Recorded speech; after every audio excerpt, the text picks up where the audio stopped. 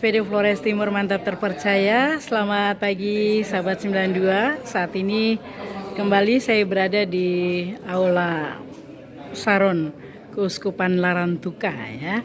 Ini dalam rangka melaporkan terkait kegiatan bimbingan teknis ya, penyusunan master plan Kota Cerdas, Smart City, dan juga Quick Win, program unggulan tahap yang kedua. Kalau kali lalu pada tahap yang pertama saya berada bersama tim ahli Smart City ya dari Kementerian Kominfo Republik Indonesia.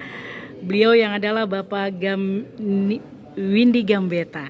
Nah, Bapak Windy Gambetta ini sendiri juga dosen Institut Teknologi Bandung. Selamat siang, Pak. Selamat siang. Ya, ini nampaknya pertemuan yang kedua nih. Bagaimana kabarnya, Pak? Alhamdulillah baik sekali. Dan udara juga mendukung, cerah hari ini kan. Siap. Ini sudah 2 kali masuk di Flores Timur. Bagaimana perasaan Pak atau kesan Bapak soal Flores Timur ini? Sangat menyenangkan, sangat menarik untuk dikunjungi sebenarnya. Baik Pak Windy, hari ini tahap yang kedua ya, bimbingan teknis yang dilakukan. Nah, ini kira-kira sejauh mana hasil identifikasi masalah Flores Timur ya, dikaitkan dengan penyusunan master plan sehingga bisa menjawab persoalan dan kebutuhan masyarakat. Kalau tahap pertama mungkin belum sampai pada penajaman, masih sebatas diskusi dari dimensi-dimensi itu.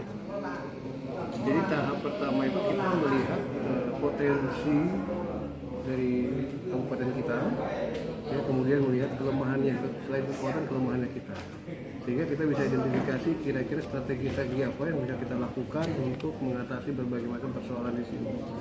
Nah, hari ini dan juga nanti pada BIMTEK ketiga, kita mencoba mengidentifikasi apa yang bisa kita lakukan untuk menyelesaikan masalah-masalah di Flores Timur.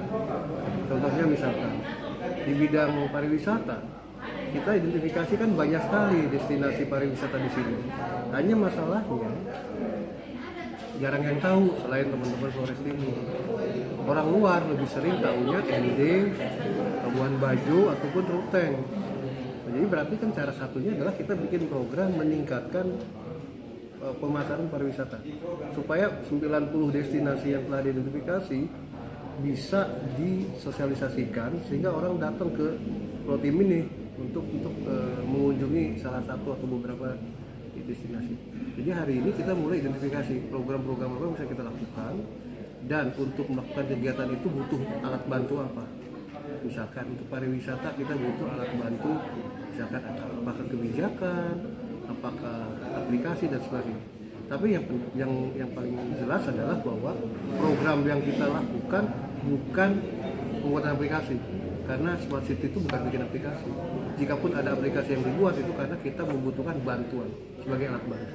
Kira-kira itu. Jadi kita mencoba identifikasi program apa yang kita lakukan untuk menjawab pertanyaan yang telah kita diskusikan bulan lalu. Ya Pak Windy, tentu semua aspek mesti diperhatikan ya, dan sangat hati-hati diperhitungkan juga secara holistiknya. Dan ya karena memang kita tahu bahwa aspek identifikasi, penetapan visi proyek misalnya, kemudian implementasi dan pengawasan serta aspek lainnya ya Pak.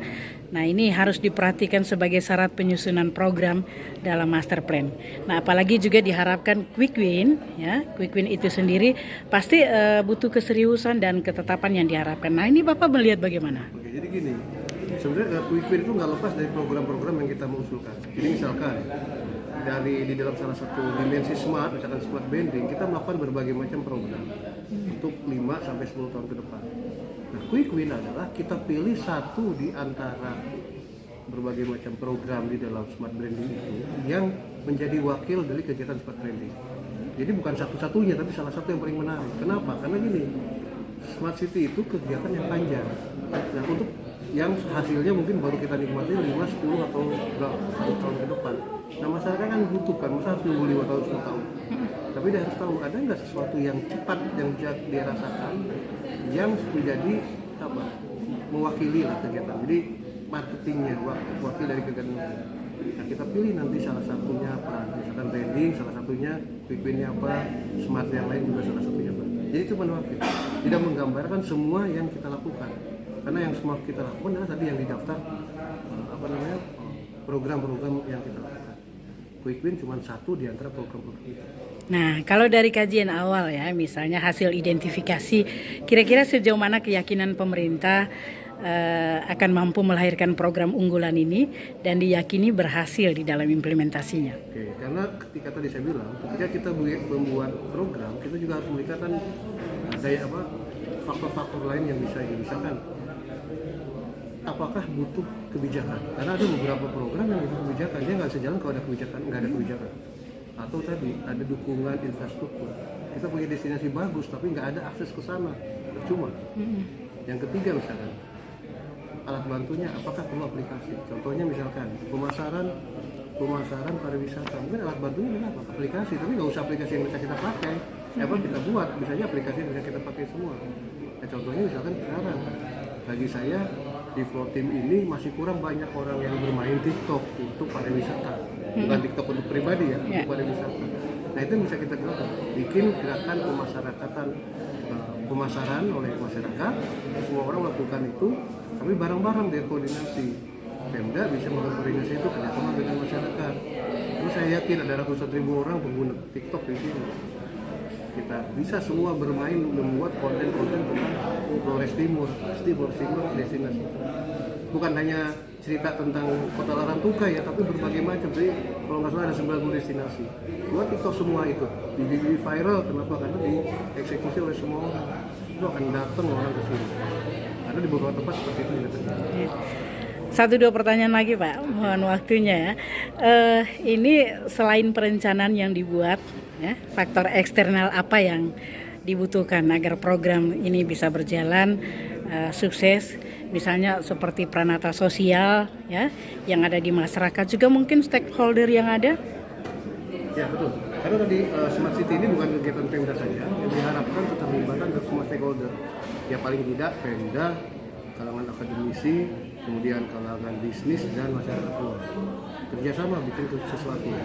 Nah kemudian suksesnya gimana? Suksesnya pertama tadi kalau kita identifikasi yang benar-benar lengkap, kemudian semua orang terlibat, dan jangan lupa pimpinan pemerintahan juga sangat mendukung itu. Dan juga sustainability ini susahnya nanti kalau ganti pimpinan, banyak di beberapa daerah program-program berhenti karena pimpinan baru tidak mendukung yang lama. Nah kita harapkan apapun yang kita buat di sini akan tetap dilakukan walaupun nanti pimpinan di sini sudah berganti. Kira-kira itu. Oke. Terakhir Pak, boleh tahu mungkin bisa digambarkan kira-kira contoh ya salah satu kabupaten di Indonesia atau juga secara khususnya di NTT yang boleh ditetapkan menjadi kota cerdas atau smart city ini. Oke. NTT itu kira-kira apa yang menjadi faktor yang paling unggul? Di NTT sudah ada beberapa kabupaten yang ikut ke gerakan ini. Ya, 2 tahun yang lalu itu Manggarai, Ruteng, Manggarai Barat, Labuan Bajo, dan Manggarai Timur. Apa lupa saya kotanya. Dan satu lagi adalah Ngada ya, Bajawa. Tapi bagi saya ini baru tahun pertama, belum kita bisa lihat apakah sukses. Sukses itu kalau tadi secara konsisten terus rencana yang dibuat dijalankan. Ini masalahnya. Smart City ini adalah lari maraton, bahkan ultra maraton, panjang. Ya, kita belum sampai Smart City, baru menuju. Nah, kalau menuju artinya tadi kita bikin master plan, lakukan master plan 5-10 tahun. Insya Allah kalau itu dilakukan dengan konsisten, kita bisa mendapat julukan Smart City. Kalau sekarang semua itu belum ada yang Smart City, baru menuju. Ya, beberapa teman di NTT sudah lebih dulu lari, startnya lebih dulu dari kita. Bukan berarti nanti mereka bisa lebih dahulu jadi Smart City, bisa aja kita. Kalau kita larinya lebih cepat dan lebih konsisten. Kira-kira itu. Terakhir harapan Pak? Ya, nah harapan saya adalah bahwa kegiatan ini sangat menarik untuk melibatkan semua. Jadi diharapkan ada BIMTEK ini dan juga BIMTEK yang berikutnya, stakeholder lain selain teman-teman Pemda bisa ikut sumbang saran dan sumbang program, sehingga nanti keterlibatan semua ini sangat mendukung tadi saya bilang kesuksesan Smart City. Baik sahabat 92, demikian wawancara singkat ya LPPL RSPD Flores Timur, Yeli bersama tim ahli Smart City Kementerian Kominfo Republik Indonesia, Bapak Windy Gambetta, yang juga dosen Institut Teknologi Bandung. Pak Windy, terima kasih waktunya. Selamat siang, sampai jumpa di tahap yang ketiga ya. Terima kasih Mbak. Sukses untuk flow team, sukses untuk kita semua. Terima kasih.